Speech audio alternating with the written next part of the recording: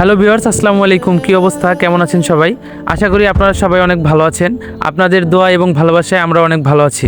আজকের ভিডিওটা মূলত আমাদের ভাগ্য লটারি 2 পর্বে আমরা আসলে কোথায় কোথায় শুটিং করেছি এবং কিভাবে শুটিং করেছি সেগুলোর বিষয়ের উপরেই ভিডিওটা করা হয়েছে।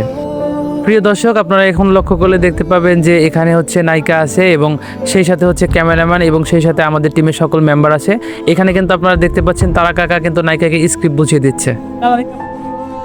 আপনারা যারা আমাদের ভাগ্য লটারি পর্ব 2টা দেখেছেন তারা দেখতে পাবেন যে আমাদের ভাগ্য লটারি পর্ব 2তে কিন্তু একটা অ্যাকশন সিন আছে। তো অ্যাকশন সিনটা এখন নেওয়া হচ্ছে। আমাদের এই ভিডিওতে অ্যাকশন সিনটা করতে অনেক কষ্ট হয়েছে এবং অনেকবার শট নিতে হয়েছে। আর সবচেয়ে বেশি আমাদের একটু ঝামেলা হয়েছে দর্শকের জন্য। তো দর্শককে আসলে ঝামেলা বলা যাবে না, কারণ হচ্ছে যে দর্শক না থাকলে আসলে শুটিং করে মজা নেই।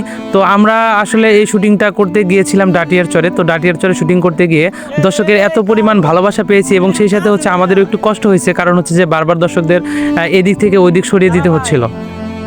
আপনারা ভাগ্য লটারি 2তে যে ভিলেনটাকে দেখেছেন তাকে হচ্ছে আমাদের টিমে নতুনভাবে নেওয়া হয়েছে। তার নাম হচ্ছে আলামিন। ওর ফেসবুক আইডির নাম হচ্ছে কিলার বয়। একটা ভিডিও করতে অবশ্যই আগে স্ক্রিপ্ট লিখতে হয়, তারপর লোকেশন সিলেক্ট করতে হয় এবং কাকে কোন চরিত্র দেওয়া হবে সেটা সিলেক্ট করতে হয় এবং তারপর সেই লোকেশনে গিয়ে ভিডিও করতে হয়। ভিডিও করার পর আবার সেই ভিডিও এডিট করতে হয়।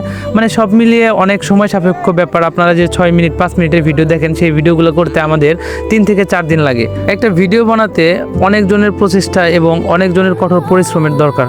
আর আপনাদের জন্য আমরা সব সময় ভালো ভিডিও বানিয়ে যাচ্ছি। অবশ্যই আপনারা আমাদের সব ভিডিওতে বেশি বেশি লাইক, কমেন্ট এবং শেয়ার করবেন এবং আমাদের কাজগুলো যদি ভালো লাগে অবশ্যই আমাদেরকে উৎসাহ দিবেন। আপনাদের উৎসাহ এবং ভালোবাসা পেলে আমরা সামনে আরও ভালো ভালো কাজ নিয়ে আসতে পারবো। আজকের ভিডিও মূলত এই পর্যন্তই। সবাই ভালো থাকবেন, সুস্থ থাকবেন। আল্লাহ হাফেজ।